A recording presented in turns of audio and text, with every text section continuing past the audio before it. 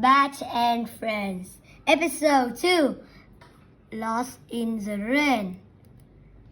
I am wet, said Bat, and I am lost. I must find a dry place. I must find a safe place.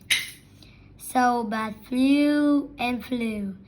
He looked all around.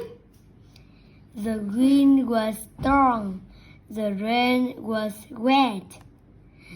Bat did not see a dry place. He did not see a safe place. Then Bat saw something. It was big and red. It was a branch. Bat flew to the roof. He went over the sky. He hunted by his toe. He looked for a way to get in.